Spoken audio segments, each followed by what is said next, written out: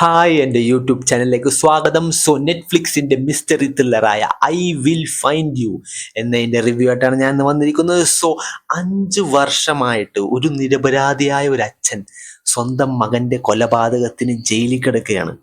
ആ നിരപരാധിയായ അച്ഛൻ്റെ മുമ്പിലേക്ക് ഒരു അതിഥി വരികയാണ് 5 വർഷത്തിന് ശേഷം ജയിലിൽ കാണാൻ വേണ്ടി. എന്നിട്ടൊരു ബോംബ് അങ്ങ് ഇടണേണ്, ഒരു കാര്യം അങ്ങോട്ട് പറയണ. ആ ഒരു ഹുക്ക്, ആ ഒരൊറ്റ ഹുക്കിൽ ഈ ഒരു സീസൺ പോട്ടെ, ഈ ഒരു എപ്പിസോഡിൽ നിന്ന് തുടങ്ങിയ ഒരു ഹുക്ക് ഉണ്ട്.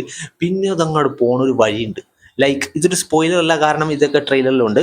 ബട്ട് ഈ ഒരു ക്യാരക്ടേഴ്സിൻ്റെ ഒരു ഫുൾ ഓഫ് കൾമിനേഷൻ, ഒരു 5-6 ക്യാരക്ടേഴ്സ് ഉണ്ടെങ്കിലും ആ ഒരു ക്യാരക്ടേഴ്സിൻ്റെ ഇൻറ്റൻഷൻ ആണെങ്കിലും, ലൈക്ക് ഈ ഒരു ലോകം വളരെ ചെറുതായിട്ട് തോന്നുമെങ്കിലും അതിൻ്റെ ഒരു ലിമിറ്റിൽ നിന്ന് മാറി, ലൈക്ക് ഇവര് ഇങ്ങനത്തെ എങ്ങാടാണ് കൊണ്ടുപോയത്. ലൈക്ക് 1-2 എപ്പിസോഡിൽ തന്നെ ഇത് വളരെയേറെ അങ്ങോട്ട് മുന്നോട്ട് പോയിരിക്കുന്നു.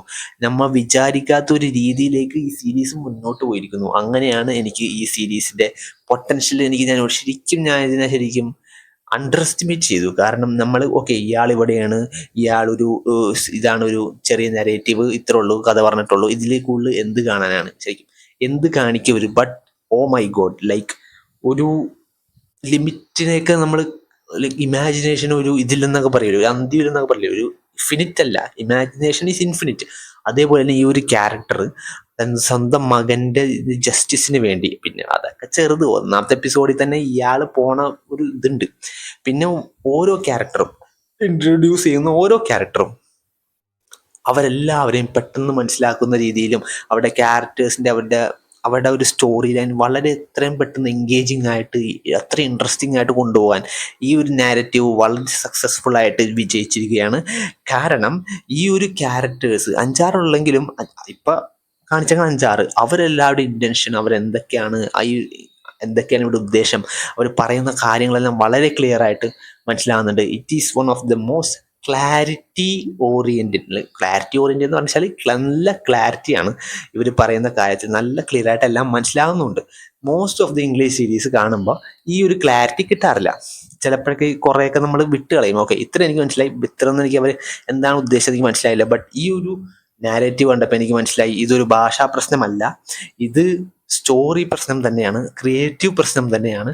കാരണം എനിക്ക് ഈ ഒരു സീരീസിലെ എല്ലാവരും നന്നായിട്ട് ക്ലിയർ ആയിട്ട് മനസ്സിലായിട്ടുണ്ട്. ഒരു വാക്ക് പോലും, അല്ലെങ്കിൽ ഒരു നോട്ടം പോലും, അല്ലെങ്കിൽ ഒരു ഡയലോഗ് പോലും മനസ്സിലാകാതിരുന്നിട്ടില്ല. അത്രയും ക്ലാരിറ്റിയോടെ ക്ലിയർ ആയിട്ട് ഈ ഒരു സ്റ്റോറി ലൈൻ നന്നായിട്ട് പ്രസന്റ് ചെയ്തിട്ടുണ്ട്. സോ ഫാർ ഞാൻ ഈ ഒരു 2 എപ്പിസോഡ് കണ്ടിട്ടുള്ളൂ. അതിൽ തന്നെ ഞാൻ വളരെയേറെ ഹുക്ക്ഡാണ്.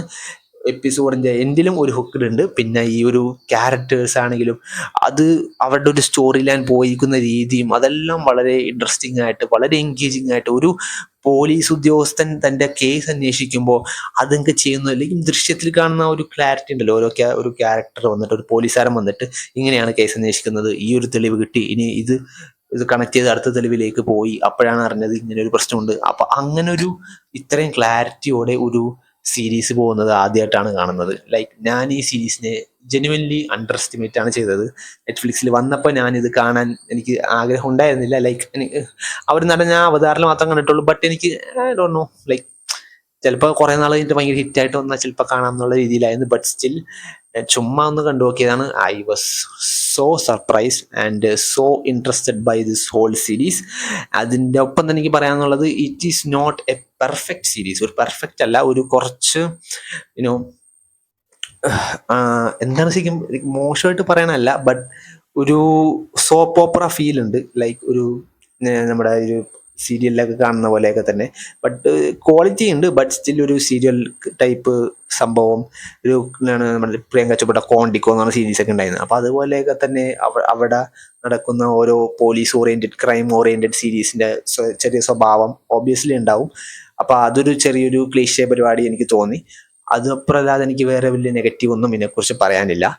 മെയിനായിട്ട് എനിക്ക് പറയാനുള്ളതെന്ന് വെച്ചാൽ, ഇത്രയും എൻഗേജിങ് ആയിട്ടുള്ള സംഭവം കുറച്ചുകൂടി നന്നായിട്ട് മാർക്കറ്റ് ചെയ്തിരുന്നെങ്കിൽ കുറച്ചും കൂടിയും ആളുകളിലേക്ക് എത്തുമായിരുന്നു. ഓബിയസ്ലി നെറ്റ്ഫ്ലിക്സിലുണ്ട്, ട്രെൻഡിങ് ആണ്. ബട്ട് സ്റ്റിൽ ഇതിന് കൂടുതൽ പ്രൈസ് അർഹിക്കുന്നുണ്ട്. ഭയങ്കര അണ്ടർ റേറ്റഡ് ആയിട്ടുള്ള സീരീസ് ആയിട്ട് എനിക്ക് തോന്നി. So that is my review. So അടുത്ത വീഡിയോസിൻ്റെ റിവ്യൂ ആയിട്ട് പിന്നെ കാണാം.